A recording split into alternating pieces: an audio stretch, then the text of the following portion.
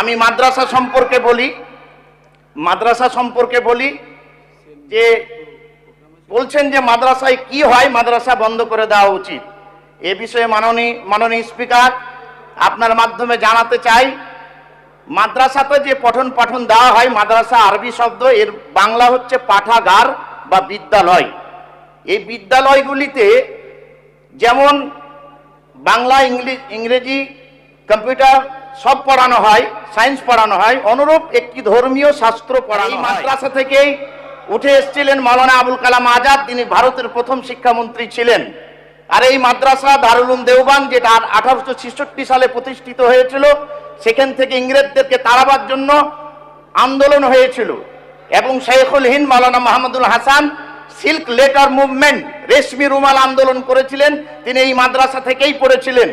পরবর্তীতে হোসেন আহমদ মাদানি 3 বছর 6 মাস যে জেল খেটেছিলেন, তারা এই মাদ্রাসা থেকেই পড়েছিলেন। তাই মাদ্রাসা সম্পর্কে যে একটা ন্যারেটিভ ছড়ানো হচ্ছে, মাদ্রাসাতে ভারতবর্ষের সুনাগরিক তৈরি করা হয় এবং মাদ্রাসাতে যারা পড়াশোনা করেন তারা দেশপ্রেমিক হন, তার প্রমাণ হচ্ছে যারা মাদ্রাসায় পড়েছেন। প্রায় 53,000 মাওলানা এ দেশ স্বাধীন করতে গিয়ে রক্ত দিয়েছেন। আমি অনুরোধ করব মাননীয় speaker, Discovery of India, Pandit Jawaharlal নেহরুর লেখা বই পড়ে নিতে অনুরোধ করব। নেতাজি সুভাষচন্দ্র বসু ইন্ডিয়া সার্গাল বই লিখেছেন, সেই বইটি পড়ে নিতে অনুরোধ করব। ডব্লিউ হান্টারের লেখা দ্য ইন্ডিয়ান মুসলমানস, এই বইটি পড়ে নিতে অনুরোধ করব যে মাদ্রাসার কি অবদান আছে ভারতবর্ষের মাটিতে।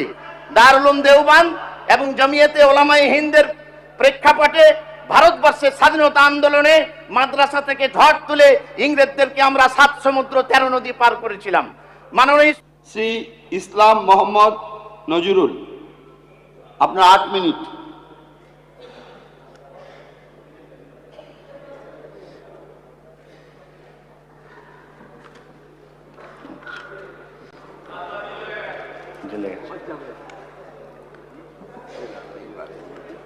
মাননীয় স্পিকার, আপনাকে অনেক ধন্যবাদ এবং হাউসের সকলকে আমি ধন্যবাদ জ্ঞাপন করছি। আমি নবনির্বাচিত বিধায়ক, মালদা জেলার প্রান্তিক জেলা, নদীর ধারে আপনার বিধানসভা, মোথাবাড়ি বিধানসভা থেকে আমি নির্বাচিত হয়ে এসেছি। আমি মাননীয় রাজ্যপালের 12 পৃষ্ঠার যে ভাষণ, স্বাগত ভাষণ দিয়েছিলেন, সেই ভাষণ পড়েছি এবং উপলব্ধি করেছি যে আমাদের অনেক মনের কথা মাননীয় রাজ্যপাল মহাশয় বলেছেন, তার জন্য তাকে ধন্যবাদ জ্ঞাপন করছি। কিছু বিষয় নিয়ে আমি এই হাউসে উত্থাপন করতে চাইছি, তবে আমি একেবারে নতুন, কি বলবো এখনো জানি না। হাউসে বসে বসে আশা করছি যে শিখে যাব।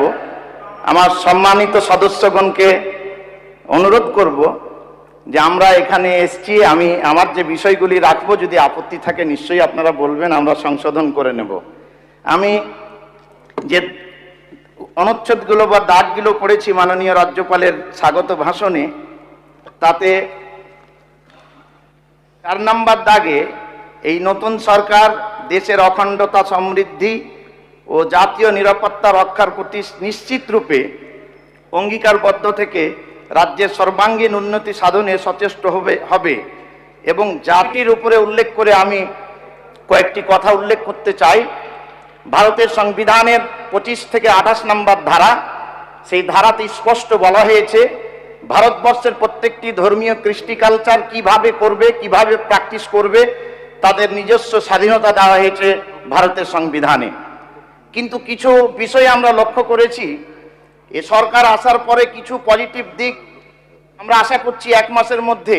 যেমন বিরোধী দলের প্রত্যেকটি এমএলএকে ডেকে প্রশাসনিক মিটিংয়ে তাদেরকে বলবার অধিকার দিয়েছেন, এলাকার সুবিধা অসুবিধা তুলে ধরবার অধিকার দিয়েছেন, তার জন্য ধন্যবাদ জ্ঞাপন করছি। কিন্তু পক্ষান্তরে কিছু বিষয়, কিছু মাননীয় মন্ত্রী এবং কিছু বিধায়ক এবং কিছু সাংসদ একটি সম্প্রদায় সম্পর্কে ন্যারেটিভ প্রচার করছেন, আমি মনে করছি সেটা দৃষ্টি আকর্ষণ করা প্রয়োজন বোধ করছি। আমি ভারতের সংবিধানের 25 নম্বর ধারাতে যেমন অধিকার দেওয়া হয়েছে, আমি মাদ্রাসা সম্পর্কে বলি যে বলছেন যে মাদ্রাসায় কি হয়, মাদ্রাসা বন্ধ করে দেওয়া উচিত। এ বিষয়ে মাননীয় স্পিকার আপনার মাধ্যমে জানাতে চাই, মাদ্রাসাতে যে পঠন পাঠন দেওয়া হয়, মাদ্রাসা আরবি শব্দ, এর বাংলা হচ্ছে পাঠাগার বা বিদ্যালয়। এই বিদ্যালয়গুলিতে যেমন বাংলা, ইংরেজি, কম্পিউটার সব পড়ানো হয়, সায়েন্স পড়ানো হয়, অনুরূপ একটি ধর্মীয় শাস্ত্র পড়ানো হয়। আর এই মাদ্রাসা থেকেই উঠে এসেছিলেন মাওলানা আবুল কালাম আজাদ, তিনি ভারতের প্রথম শিক্ষামন্ত্রী ছিলেন। আর এই মাদ্রাসা দারুল উলুম দেওবান, যেটা 1866 সালে প্রতিষ্ঠিত হয়েছিল, সেখান থেকে ইংরেজদেরকে তাড়াবার জন্য আন্দোলন হয়েছিল এবং Shaikhul Hind Maulana Mahmudul Hasan silk letter movement, রেশমি রুমাল আন্দোলন করেছিলেন, তিনি এই মাদ্রাসা থেকেই পড়েছিলেন। পরবর্তীতে হোসেন আহমদ মাদানি 3 বছর 6 মাস যে জেল খেটেছিলেন, তারা এই মাদ্রাসা থেকেই পড়েছিলেন। তাই মাদ্রাসা সম্পর্কে যে একটা ন্যারেটিভ ছড়ানো হচ্ছে, মাদ্রাসাতে ভারতবর্ষের সুনাগরিক তৈরি করা হয় এবং মাদ্রাসাতে যারা পড়াশোনা করেন তারা দেশপ্রেমিক হন, তার প্রমাণ হচ্ছে যারা মাদ্রাসায় পড়েছেন। প্রায় 53,000 মাওলানা এ দেশ স্বাধীন করতে গিয়ে রক্ত দিয়েছেন। আমি অনুরোধ করব মাননীয় speaker, Discovery of India, Pandit Jawaharlal নেহরুর লেখা বই পড়ে নিতে অনুরোধ করব। নেতাজি সুভাষচন্দ্র বসু ইন্ডিয়া সার্গাল বই লিখেছেন, সেই বইটি পড়ে নিতে অনুরোধ করব। ডব্লিউ হান্টারের লেখা দ্য ইন্ডিয়ান মুসলমানস, এই বইটি পড়ে নিতে অনুরোধ করব যে মাদ্রাসার কি অবদান আছে ভারতবর্ষের মাটিতে। দারুল উলুম দেওবান এবং জমিয়তে ওলামায়ে হিন্দের প্রেক্ষাপটে ভারতবর্ষের স্বাধীনতা আন্দোলনে মাদ্রাসা থেকে ঝড় তুলে ইংরেজদেরকে আমরা 7 সমুদ্র 13 নদী পার করেছিলাম। মাননীয় স্পিকার, আমি রাজ্যপালের স্বাগত ভাষণের উপরে বলতে চাই। যেমন রাজ্যপালের স্বাগত ভাষণের উপরে আমি আরো কয়েকটি কথা বলতে চাই। তিনি ভাঙন সম্পর্কে, ভূমিক্ষয় সম্পর্কে বলেছেন, তবে মালদা এবং মুর্শিদাবাদ এবং নদিয়া জেলার কথা যদি ভাষণে থাকতো আমার খুবই ভালো লাগতো।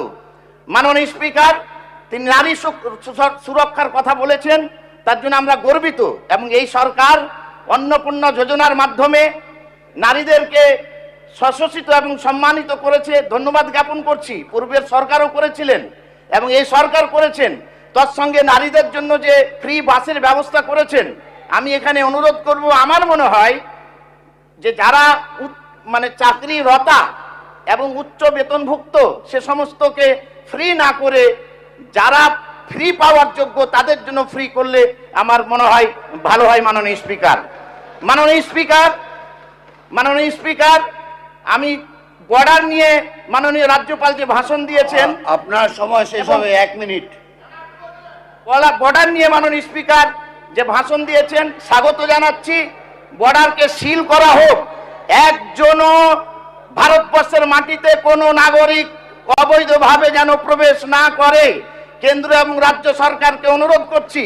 এবং ভারতবর্ষে একজনও বাংলাদেশি যেন না থাকে, তাদেরকে চিহ্নিত করে কেন্দ্রীয় সরকারের মাধ্যমে ভারতের আইন প্রণয়ন করে তাদেরকে বাংলাদেশে পাঠানো হোক, এরকম যেন না হয়। মাননীয় স্পিকার, তার জন্য অনুরোধ করছি। আর একটি কথা আমি মাননীয় স্পিকারের কাছে অনুরোধ করছি যে পোস্ট পোল ভায়োলেন্স, ভোট পরবর্তী যে কিছু বিষয় পশ্চিমবঙ্গের মাটিতে ঘটছে, আমরা এই কৃষ্টি কালচারে বড় হই নাই। আমি অনুরোধ করছি, আমরা এই কৃষ্টি কালচারে বড় হই নাই, সেটা আমি সরকারের দৃষ্টি আকর্ষণ করছি। মাননীয় স্পিকার, আপনার আমরা সময় কিন্তু শেষ হয়ে একটু যাচ্ছে। দৃষ্টি আকর্ষণ করছি যে পরিযায়ী শ্রমিকদের কথা মাননীয় স্পিকার, সদস্যের অনুরোধ করা যাচ্ছে। হ্যাঁ, রাজ্যপালের পরিযায়ী শ্রমিকদের ভাষণের কথা ওপরে যখন বলা আলোচনা হয়েছে, বাইরের বিষয় কিন্তু যতটা না মাননীয় বলা রাজ্যপালের ভালো। ভাষণে যে বাঙালিরা ভারতবর্ষের বিভিন্ন জায়গায় যারা কাজ করেন, নির্যাতিত নিপীড়িত হয়েছেন বাংলা বলবার জন্য, বাংলা ভাষা বলার জন্য, তাদেরকে বাংলাদেশি চিহ্নিত করে তাদের উপরে যে নির্যাতন করা হয়েছে, এই বিষয়গুলি দৃষ্টি আকর্ষণ করছি। পরিশেষে 1 মিনিট মাননীয় স্পিকার, 1 মিনিট দেওয়া যাবে না, আপনি অলরেডি 1 মিনিট, মানে যে নির্যাতন করা হয়েছে এই বিষয়গুলি দৃষ্টি আকর্ষণ করছি। পরিশেষে 1 মিনিট মাননীয় স্পিকার, আপনাকে 1 মিনিট দেওয়া যাবে না, আপনি অলরেডি 1 মিনিট মাননীয় স্পিকার, আমি আমার বিধানসভার দৃষ্টি আকর্ষণ করছি। আমার মুথাবাড়িতে বেশি সময় পানীয় জলের সংকট আছে, যেখানে প্রত্যেক দিন 166.5 মিলিয়ন লিটার পানি পরিশোধিত দরকার, ডক্টর সেখানে রাজেশ অনলি কুমার, 75 লিটার পানি ডক্টর পানীয় রাজেশ জল কুমার পরিশোধিত হচ্ছে।